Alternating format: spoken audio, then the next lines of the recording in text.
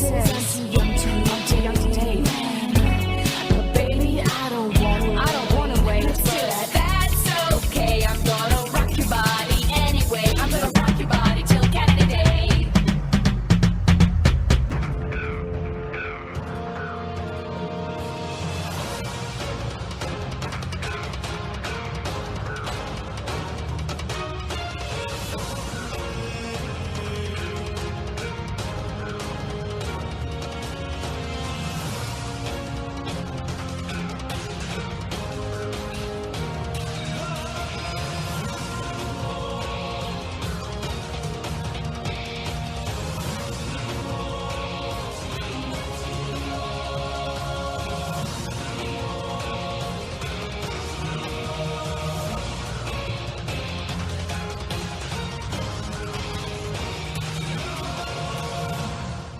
Welcome to the 8th Amazing Race Canada 4 recap episode of the Your Team Number podcast from Reality TV Warriors. My name is Michael Hampstead, and joining me as always is the Canadian who has no trouble hitting baseballs at small children, Logan Saunders. Morning. Good morning, and what an episode that was. Yeah, I mean, it's a bit disappointing knowing it was going to be a non-elimination this week, but overall, it's just it was entertaining to say the least. Glad that we're finally heading out of Kingston, Ontario, and not to like Havana, Ontario, and instead it's actually international travel by heading to Cuba. I like the fact that they basically just adopted the Hammer Rots principle of throw shit at the wall and see what sticks. I think after, just a task last week where you had to have yet another parliamentary memorize the speech/heritage task, that was great to do a complete, just complete 180 from that. So, previously, 6 teams continued racing from Valdemussoliniville to Kingston, Ontario. At the changeover of trains in Toronto, Gillian and Emmett grilled Frankie and Amy about who gave them the express pass, and Frankie broke easily. At the detour, Steph and Kristen blasted ahead, allowing them to U-turn fart faces Gillian and Emmett, who passed it on to Joel and Ashley. The roadblock saw Kristen also dominate, as her and Steph didn't even need their express pass and checked in first for a 3rd time in a row.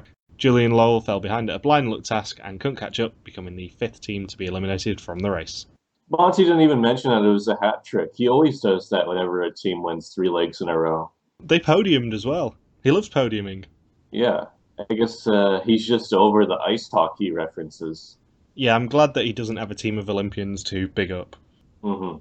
And teams must now fly to Havana, Cuba, and drive their 60s Chevrolets to the Club Tropicana to find their next clue.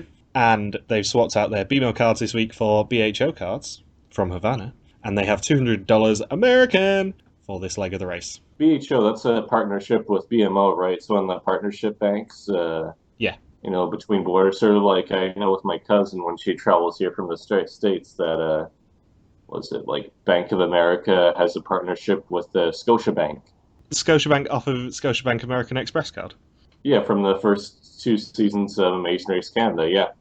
It was only the 2nd season, I think, because it was Interact the 1st season. Oh yeah, 2nd season, so yeah. And until further notice, teams can only communicate with each other and with taxi drivers and anyone they get instructions from in Spanish, just to make it interesting. Yeah, where did they provide with Spanish language books, like the easy phrases and stuff? That was within the clue, right? Yeah, I think it was specifically Uruguayan Spanish, though, just to make things interesting. Oh yeah, just because how much Cubans hate the Uruguayans. Who doesn't? That's a good point, yeah. I know Paraguayans really hate the Uruguayans. And vice versa. Those soccer games, they can get pretty intense, and if something goes wrong, you better clear out a stadium fast. Well, I think it all boils down to when they were having the grudge matches over who gets control of Falls de Iguazu. The what? The Iguazu Falls.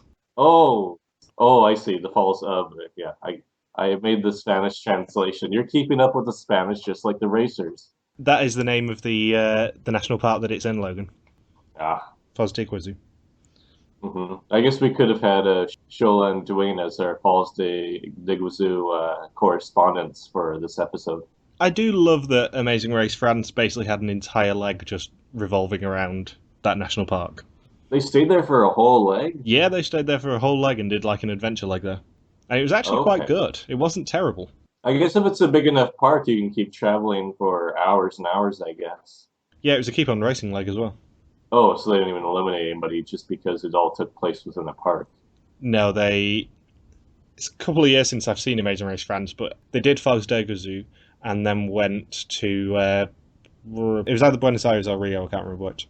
Yeah, same thing. Yeah, it's basically the same thing. One has the Olympics, one doesn't. Who cares? Exactly. So, I hear that the this episode originally premiered. There was an advanced screening on the jumbotron, I think in Toronto, near the ACC, the Air Canada Centre, where James Duthie provided commentary throughout the course of the episode.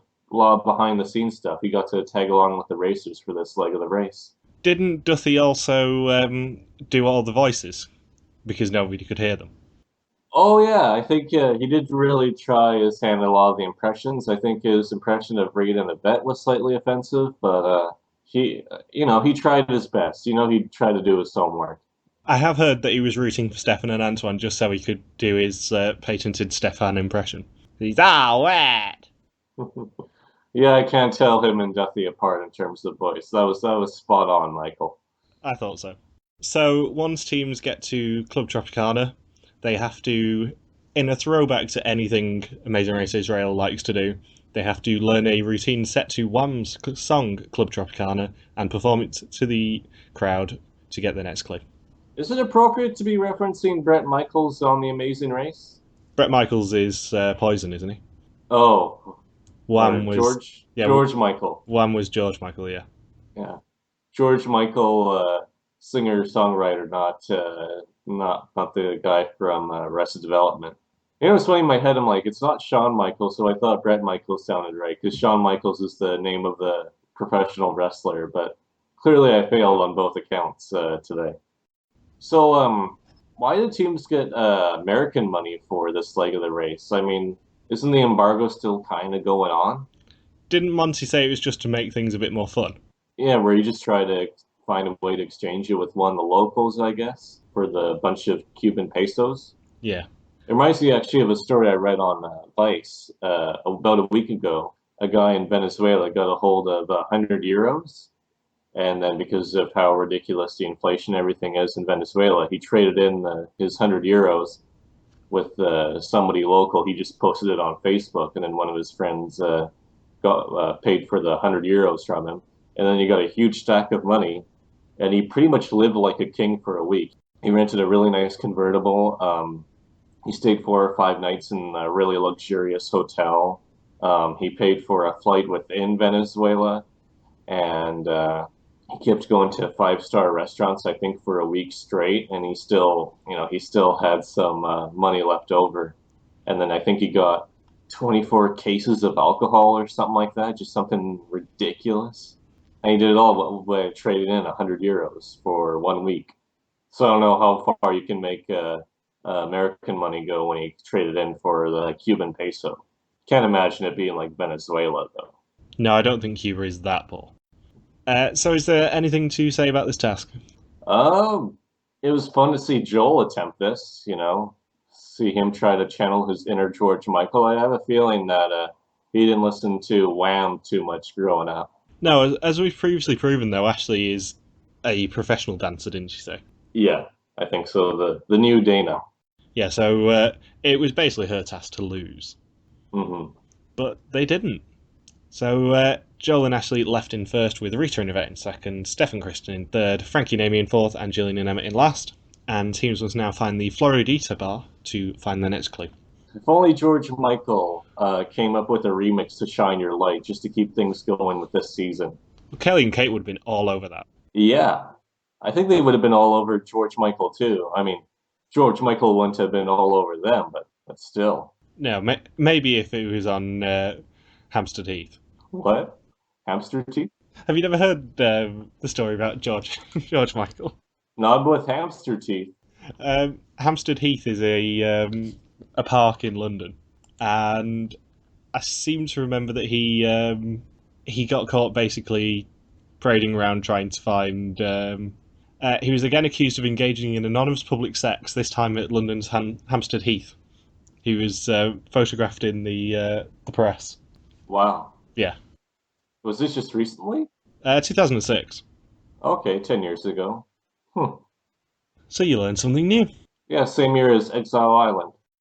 Okay, so this next task, what do they do? What was this task again? Once they got to the Floridita bar, it's the first double battle of the season, and Oh yeah. teams had to balance a tray of 12 mojitos between one hand from each team member and carry them from the Floridita bar to the Hotel Ambos Mundos through a street festival. Whoever spilled the least liquid below the red line would win the double battle. If it was a tie, then the team who made it to the hotel first would win. Did you hear what the last place penalty was for this double battle? It was just the traditional Canadian 15-minute penalty before they received their next clue.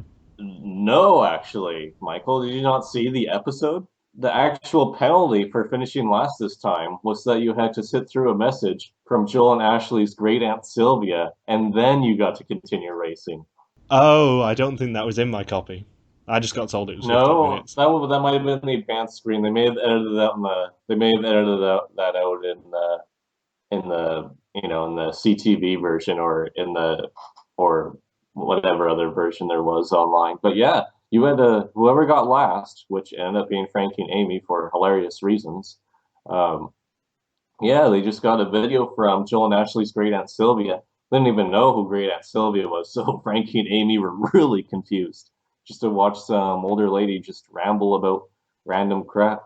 I think um, she's very anti-communist, so it was a lot of hate speech towards Cubans for the most part. It's actually interesting this season that the two countries that Amazing Race Canada travels to are two of about only 5 countries in the world that are still communist. Like, does Mike Bickerton have secret red leanings?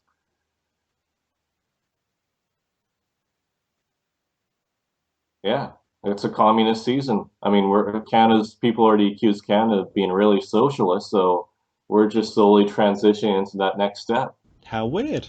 Didn't twig that.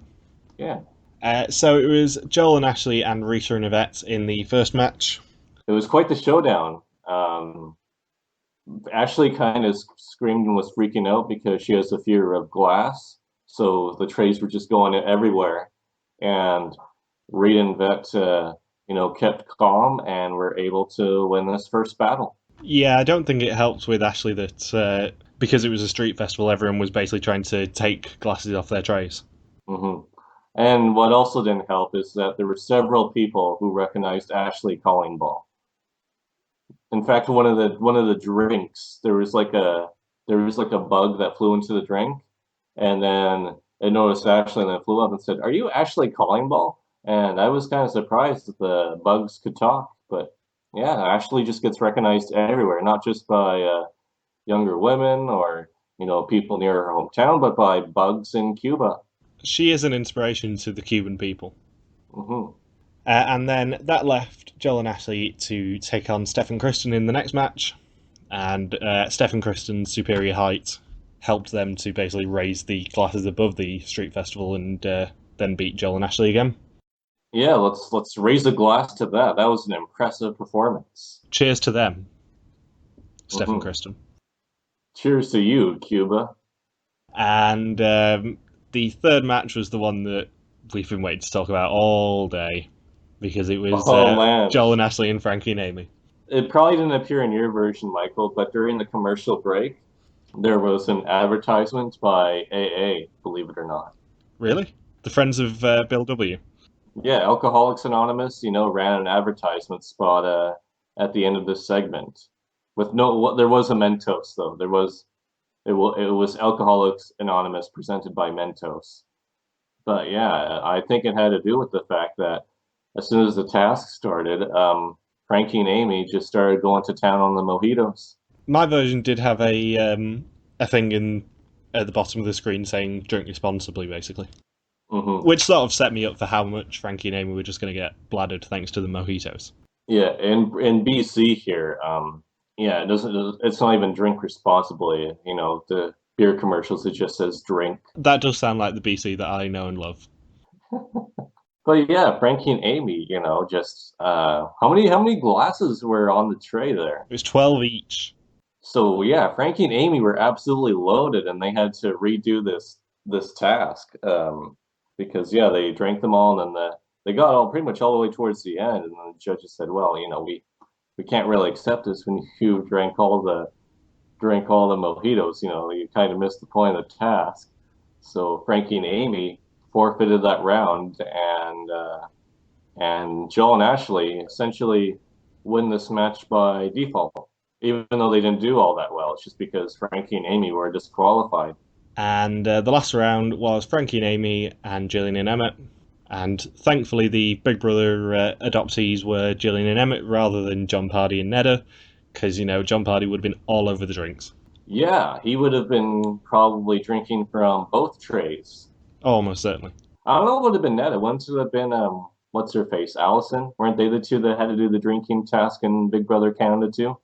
Yeah, but everyone wants to see. If you're going to have a Big Brother exit team, everyone wants to see John and Nedda. Oh, they're not dating anymore? No, they broke up about a year ago, I think. Oh, so it didn't last that long then.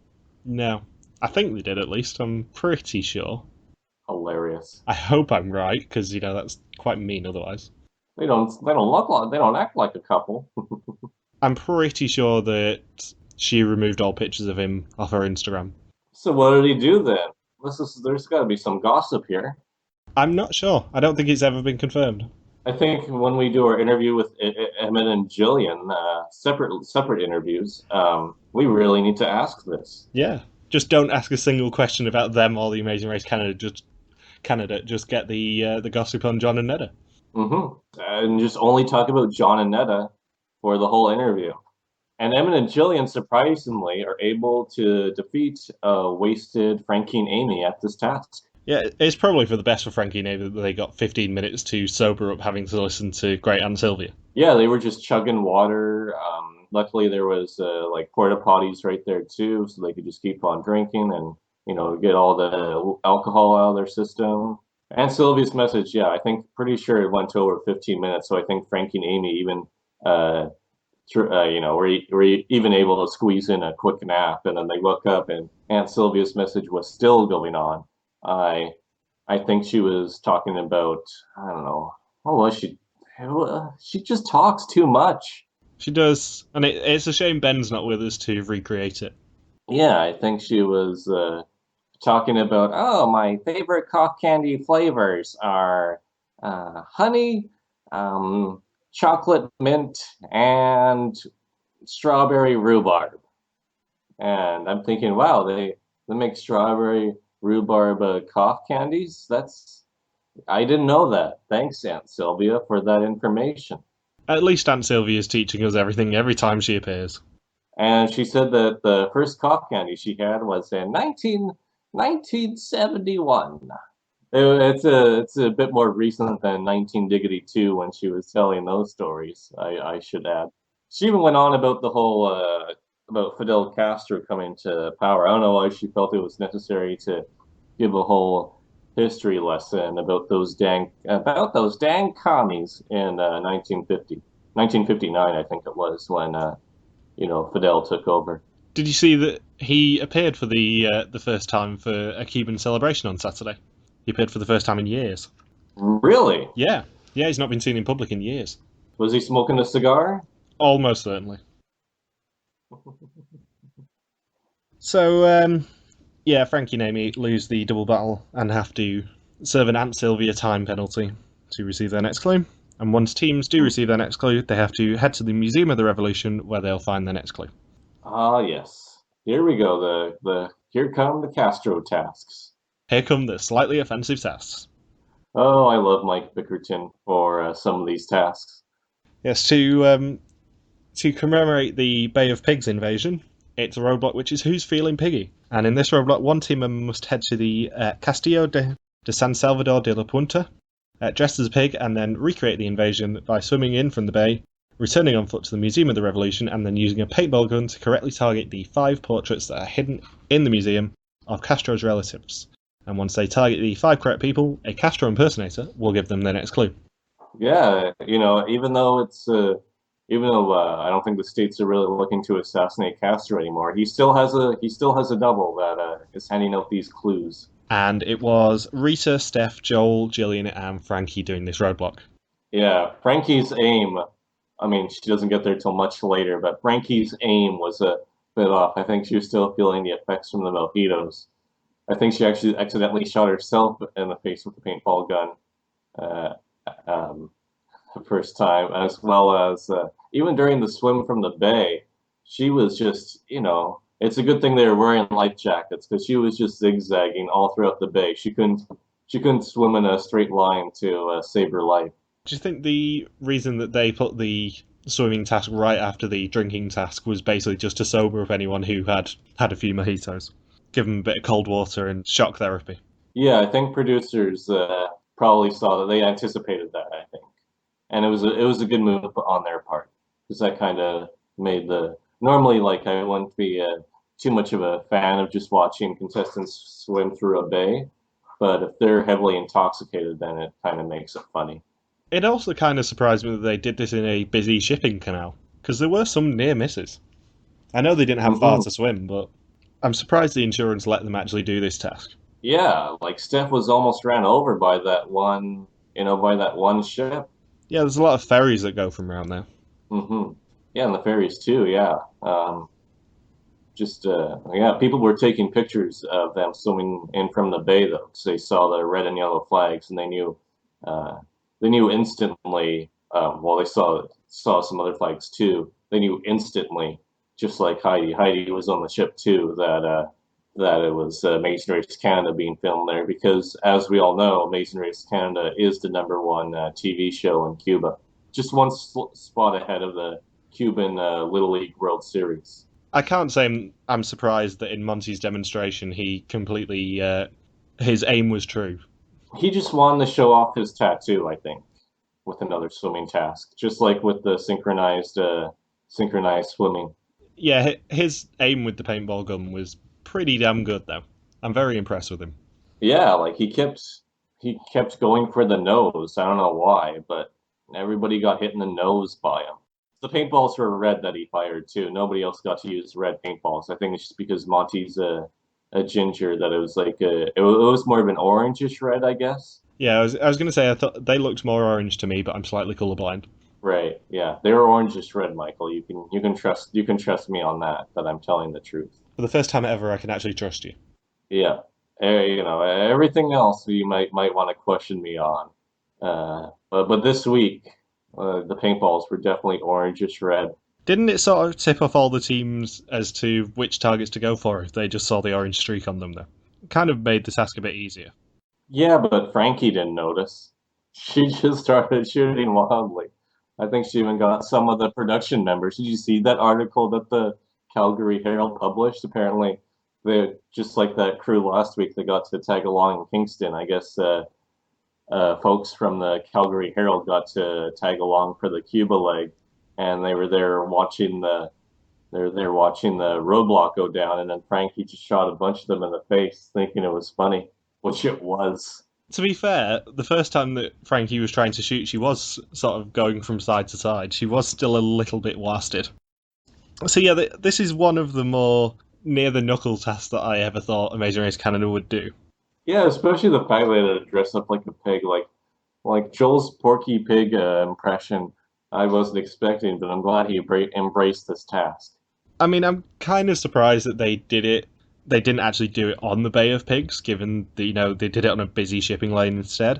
But I suppose that if they were doing tasks for the rest of the episode in Havana, it really didn't make sense for them to actually not go to the Bay of Pigs.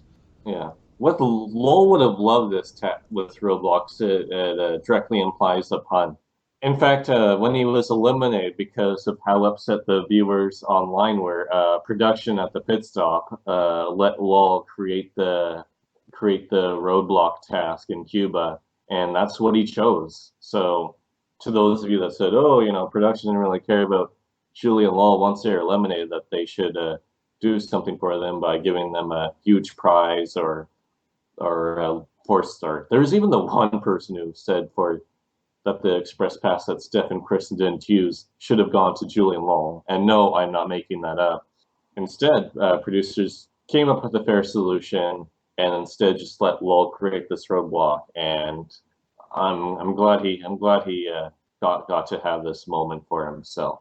Well, to be fair, they could have given Julian Lowell the express pass, but they were already eliminated by that point, so it would have been as useless as if it was actually in the game. Yeah, they would have needed the return ticket, or is that what they call it in the Amazing Race China this It year? is? Or is that only There's- Big Brother? No, it's the return ticket. Okay. Big Brother is the round trip. Oh yeah. So yeah, the return ticket. If that was on the flip side of the express pass, then Julian Lowell could have been allowed back into the race. Plus, they would have been able to keep it because there's still the express pass that's unused. So they would have had a huge advantage. Maybe for the Amazing Race Canada 5, they should have an additional task that is find the way into this secret room. There's 12 envelopes here. All of them contain an express pass, but one of them also contains a return ticket. And it's going to be a shame because there's only going to be 9 teams next season, so 3 of the envelopes won't even be picked up, and I guarantee you one of them is going to be the round trip. Yeah, and they can only use the round trip ticket up until the end of leg 4. No, I thought it was like 3. No, it's 4 legs from when it's found. Oh, okay. So, is there anything else to say about this roadblock? Jillian dressed up as a pig. I know, like, Emmett wouldn't have been anywhere close to her, but she was still trying to yell at him from at the sideline, along the sidelines there. Yeah, she was still audible over all the horns from the ships. Yeah, and then I think Jillian accidentally ran to Joel during the swim, and Ashley, he didn't have such nice words for Jillian. It was, let's just say, it was a lot more offensive than what we heard last week. It was a lot more offensive than calling her a fart face.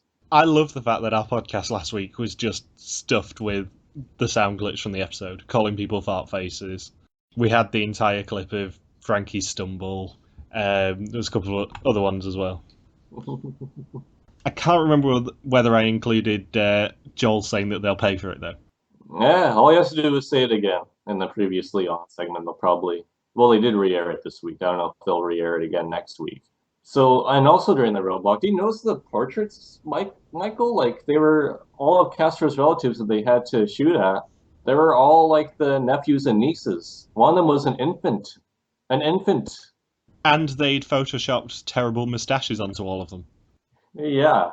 One of them was a handlebar mustache, which, for me personally, a handlebar mustache, that's just classic. And, the one mustache on the infant was kind of amusing. I'm surprised that they have a portrait of that in the Museum of the Revolution. The former Cuban presidential palace. The former Cuban presidential palace was a museum? Yeah, they've now made it a museum. The Museum of the Revolution. Oh, I see. It's a museum now. Okay. Actually, the elementary school I went to in Abbotsford, it was one of the oldest, or it was either one of the oldest or the oldest building in the city. And I went to elementary school there. And then about 2 years after I moved to Vernon, they turned it into a museum for about 10 years. And then they completely shut it down. Fun fact. Fun fact about Logan's life. That's why everyone listens to this podcast. They just want to listen about my history. So once teams complete the roadblock, they have to find the Estadio Latino America to find the next clue. Do they still have to be dressed up as a pig? Yeah, the team member who did the roadblock still has to be dressed as a pig till the detail. Did you know, Michael? I just read this online yesterday, but apparently, you know how they had to speak Spanish throughout the whole leg once they're in Cuba. During the roadblock, the team members could only communicate in Pig Latin. They had to take a break from their Spanish for the duration of the roadblock. So when they're asking the locals in the museum, where's the portrait? They really had to stop and think and ask in Pig Latin. And of course, Frankie, she can't even say the alphabet backwards at this point. So she was assessed with a 30-minute penalty for speaking regular Latin as opposed to Pig Latin. Slurred regular Latin, I should say. Yeah, she was talking about Caecilius being in Horto Ambulaba, that sort of thing. What's that reference? I don't understand that reference. Did you ever do Latin at school? No. There's the sort of textbook that basically every British child used for their Latin course was Cambridge Latin course. which is all about a guy from Pompeii called Caecilius and his family Metella and all the rest of them who I can't remember. His family member is named Nutella. Matella. That's still Matella, not Nutella. But if you've seen the Doctor Who episode The Fires of Pompeii, Peter Capaldi's character in that was based off Caecilius from the Cambridge Lessons course.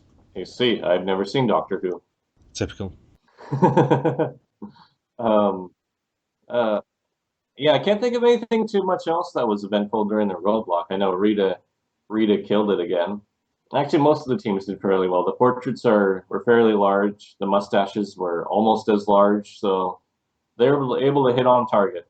It could have been a lot more offensive, like the detail. I noticed that some of the people in the museum, though, I think this was another one of Will's jokes for the task, but they were tossing around a football, and I was thinking, man, Cubans don't even play American football. They just play, regular football as we know it everywhere else in the world. And then I realized, oh, it's because they're tossing around the pigskin. That's what a football is called, the pigskin. Yeah, and they were just casually tossing the pigskin around while giggling to themselves. And I don't think the teams really noticed. And once teams get to the stadium, they have to take part in Cuba's national sport, which is baseball. And in this active route info, teams must take part in a drill and correctly return a pitch to the target, a Little League pitcher's face, in one swing. Once the child's parent is angry enough at them, a ball dude would give them their next clue. Yeah, like I looked this up online, and this is completely true. Yeah, instead of like bat boys or ball girls and Major League Baseball in Cuba, it's actually ball dudes, like older men who collect the foul balls and whatnot. They've got to have some way to keep the older members of society fit. Mm-hmm. It's like in the States how older people always get employed as Walmart greeters. I think Great Aunt Sylvia, I think that might have been in her video message this week, but I think she talked about how she had to end her video message because she was running 20 minutes late for her shift as a Walmart greeter. Or as they say in Cuba, El Walmart. El Walmart, yeah. Which, for those of you who aren't familiar with Spanish, that translates to the Walmart. There we are, Spanish lesson for everyone. Mm-hmm.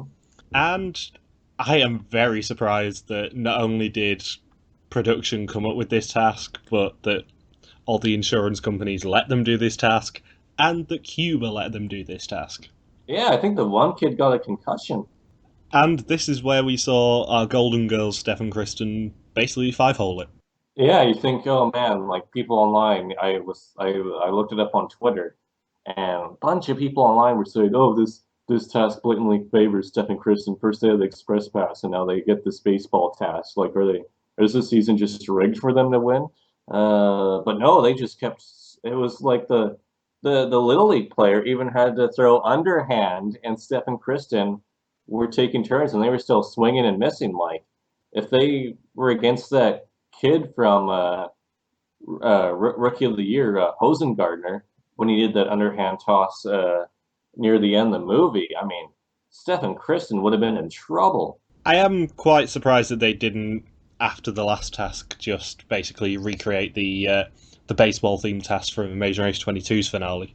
They went to Nationals Park in Washington DC, and one person had to go on a zip wire over the stadium, and their partner had to catch a baseball.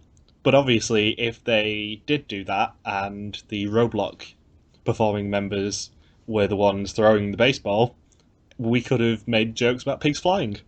Oh, yeah, then we would have had the Mole 5 reference. Like, we could have had Paul Grassi as an avid listener of this podcast. Damn it. Oh, yeah. Why did production fail us like this? Yeah, I don't know why production didn't give us that fun mole reference, because they basically just do this season for us now, let's be honest. No one else is watching anymore. No.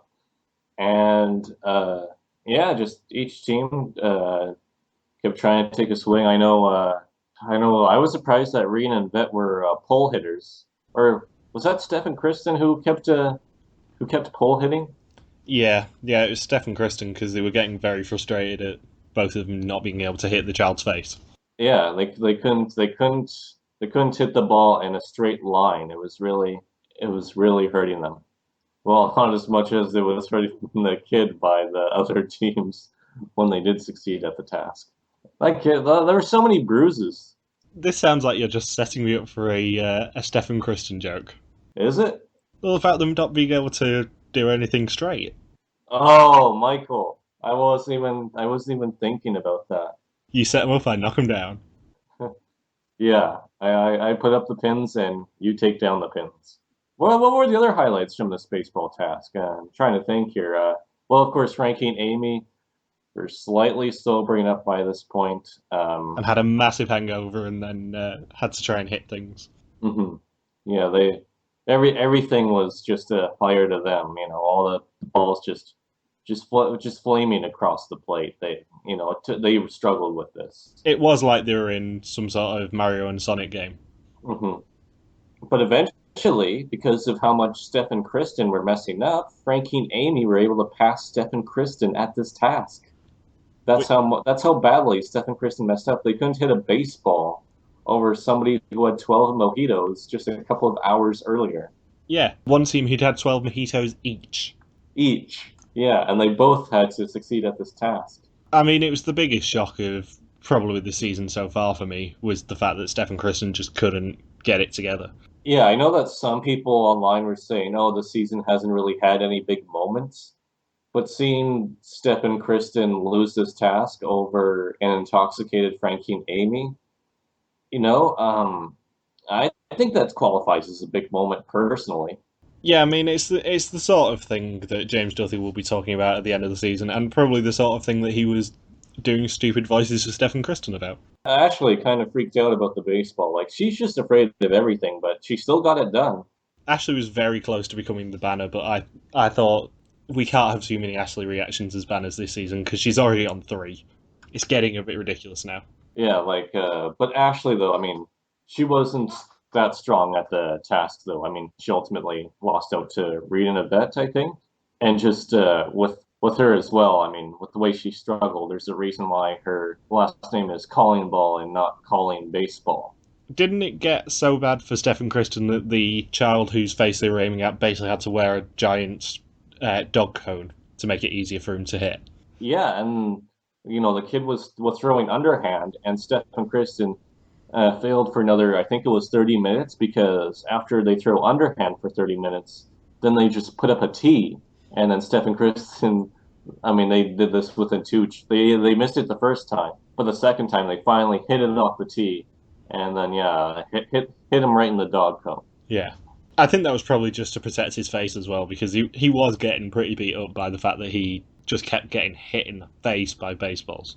Yeah, if you thought Aaron Hill or Mike Piazza suffered bad concussions in baseball, this Cuban player, he was a champ.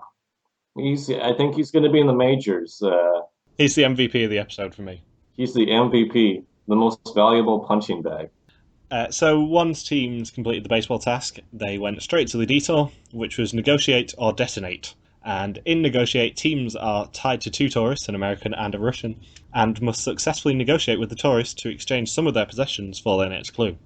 And in detonate, teams must take part in a simulation exercise and learn how to successfully target 5 major cities in the world using nuclear weapons. Once 5 cities are obliterated, they receive their next clue. And negotiate required teams to speak in a traditional JFK accent when speaking to the Russian, and a stereotypical Russian accent when speaking to the American. And detonate's instructions are written entirely in Spanish. The JFK voices, oh man. I don't think Joel practices the JFK accent too much. No, but I liked the fact that we got a Frankie and Amy slightly slurred JFK accent. Yeah, it's almost as bad as Kevin Costner's JFK accent. Ich bin ein Berliner. What? Is that German? Seriously, you don't know? JFK did a speech in Berlin where he said that he was a Berliner. Oh yeah, I do remember that story now. I thought I was going to have to be really disappointed at you again then. No. That's one of the more famous gaffes in politics, isn't it? Yeah. I know my JFK basically lurched into Richard Nixon from Futurama. Aroo! Yeah. Aroo!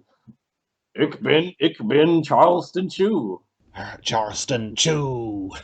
Chewing with Spyro Agnew. Spiro Agnew was the vice president of Richard Nixon during his first term. Spiro Agnew was Greek. And yet he's still allowed to be Veep. He's a Greek Veep. I don't like those Greek babes. I am very surprised that production came up with this task. I want to know what possessed them to think, I know what we can do. Let's do a really, really offensive Cuban task. Detour? It's pronounced detour.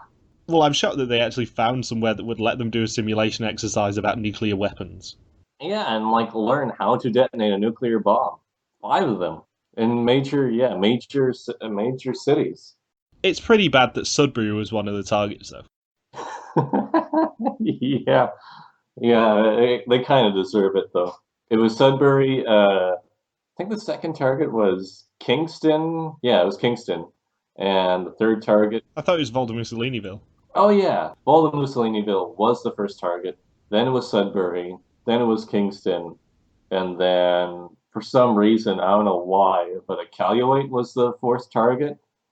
I think personally that's not really worth the investment when you spend that much money in nuclear weapons. Like, what damage are you doing exactly?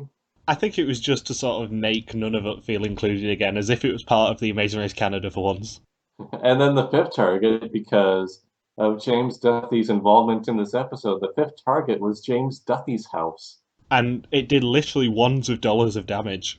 Yeah, and apparently it extended just far out enough that it included the garage that Devin Siltendijk rents out, and that was taken out as well, so he has nowhere to live anymore. I love the fact that Duthie didn't even know about this until it aired on the Jumbotron. Yeah, like he was like, "Hey, I'm relevant on the Amazing Race again." He sort of started doing stupid voices and then just stopped when he realised that the 5th target was going to be his house. Yeah, and he thought this was real footage at first, so he was really scared. And he's like, "Oh right, it was a simulation. Sorry that I was panicking on screen." Like he actually ran out of frame, and then the production members around him were like, "No, Duthie, this isn't real." And then he breathed a sigh of relief and then returned to his desk. He returned to be researching his ice hockey games that he's going to be doing. Yeah. So who chose Negotiate? That was Frankie and Amy, and Joel and Ashley, I think, were the only 2. Yeah, they were the only ones who thought, oh, we can do a JFK accent, no problem, and having to, surprisingly, when they were tethered to, what was it, the American and a Russian? Yeah, it was an American and a Russian. Yeah, when they were tethered to them, apparently they had to swap out the Russian for somebody else right near the end of the task because the Russian tested positive for anabolic steroids. Yeah, I felt bad for Ashley that she had to give up her Mrs. Universe sash to be able to get the next clue, but, needs must. Yeah, like the local was really demanding that sash. For one, someone was actually demanding sash, unlike Survivor Nicaragua. Yeah, no one was demanding sash in Survivor Nicaragua, that is for sure. Or Survivor New Zealand, as it's going to be, seeing as though New Zealand is filming in Nicaragua at the moment. And yet no Survivor Canada. Well, how can you have bikinis when you're dumping someone in Iqaluit or wherever? Oh, dear Christ, it better not be because, it has to be filmed within Canada. No other version of Survivor does that. And there's been like 50 of them. Not even Survivor Pakistan presented by Mountain Dew filmed within Pakistan. Survivor Australia did film in Australia for its first season. Oh, one exception.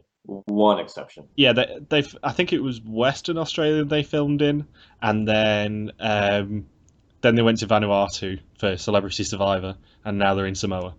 Oh yeah. And that premieres on Sunday. Yay! I shall be watching. I'm actually worryingly hyped for Australian Survivor. So, because it's such a unique format they're doing as well.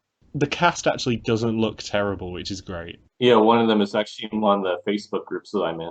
Is that Kat by any chance? No. I'm Team Tsunami at the moment. Have you seen Sue yet? No, I haven't been able to really look up anything. Look up Sue's 40-second video. She's amazing. She is my absolute Survivor hero because she's just awesome. I don't even want to spoil it. So detonate proved to be the easier side of the detour, I think. Yeah, mainly because the American and the Russian were both so unbelievably stubborn. Yeah, they just couldn't agree on anything. No, the only thing they really wanted was Ashley Sash, and then everything else they just were like, no, we're not having that. Yeah, like Frankie and Amy. Yeah, I think they just wanted uh, when they said they were Team Fire and Ice. I think they want actual fire and to see if they could produce actual blocks of ice, but that didn't happen. Yeah, I think it was a logical move for Frankie and Amy to just sort of cut their losses before Steph and Kristen could come to the detail from baseball. Yeah, Frankie and Amy, I guess, switched to detonate. Yeah, but it was much easier, especially when you just look for the big nickel to target Sudbury and that sort of thing. Yeah, and with the nuclear weapon they used, I guess I guess it only cost a nickel to detonate it over Sudbury. That's how much value the city has. Well, it sort of tipped them off to one of the locations when the instructions said El Grande Nickel. Yes, El Grande nickel. So once teams complete their respective detour choice, they have to find the Hotel Nacional de Cuba, the pit stop for this leg of the race. The last team to check in may be eliminated. Didn't they have to, when they got their clue at the end of the detour, didn't they have to smoke a cigar? Yeah, they had to roll and then smoke a cigar. Yeah, like Frankie and Amy had no problem with that, 'cause that's what you do in that area of BC. But They did have to do it Lady in the Tramp style, yes, they did. That was very awkward to watch on TV. especially Joel and Ashley. Yeah, let's not get into that. And then you had Reed and Yvette who never smoked before, so they were just coughing the whole time. Like those Cuban cigars are potent. And then I think Steph and Kristen outright refused because they didn't want to have that affect their athleticism and overall fitness. They didn't want to take up smoking. So Rita and Yvette's struggles with the cigar didn't slow them down. But they power through it. They power through it. They checked in first and they win the best prize of the season so far. Yeah, this is their first leg win, by the way, and they're expecting a big prize, and that big prize is, A copy of Dirty Dancing Havana Nights each on Betamax. and I think they got a copy of The Godfather too, but that was just on VHS though. And they got a copy of Grand Theft Auto Vice City as well. Yes. But it was only in Spanish. Oh, so they dubbed Tommy Vercetti's voice. It's now El Vice City. Oh, I see. No, wouldn't be Grand or yeah. It's Grande Theft Auto.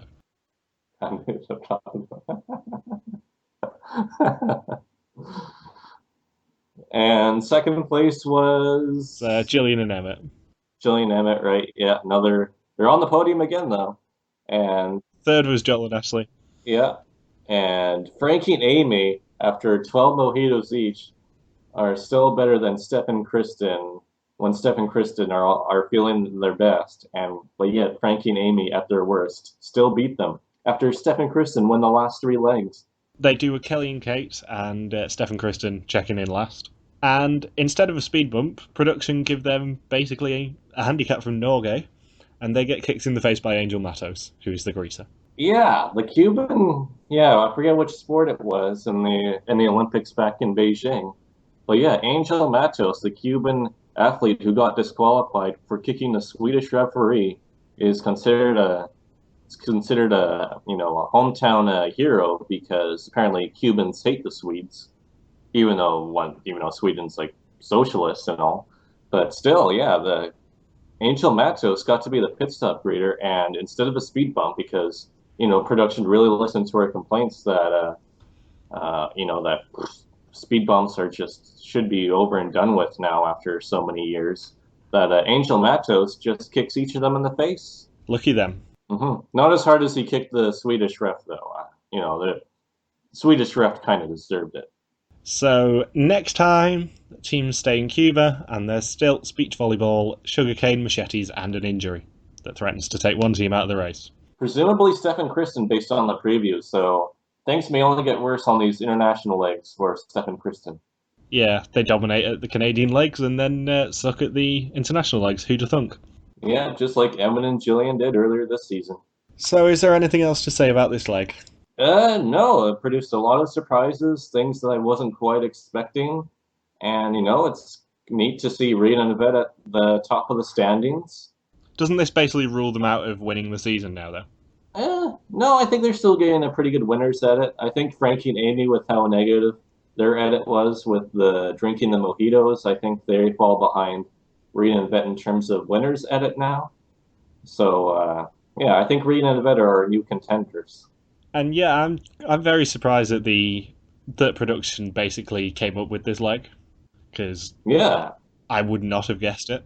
but at least I mean it really provided a diverse series of tasks that really challenged the teams. So, thank you for listening to this You Are Team Run podcast. You can join us every Wednesday for more Amazing Race Canada recaps. If you got any questions, feel free to contact us on our Facebook page, Reality TV Warriors, on our own Twitter account, RTV Warriors, or our own Twitter pages, MJ Harmstone for me and Logsquacky for Logan. See you next week. Peace out. Just chill till the next episode. Yeah!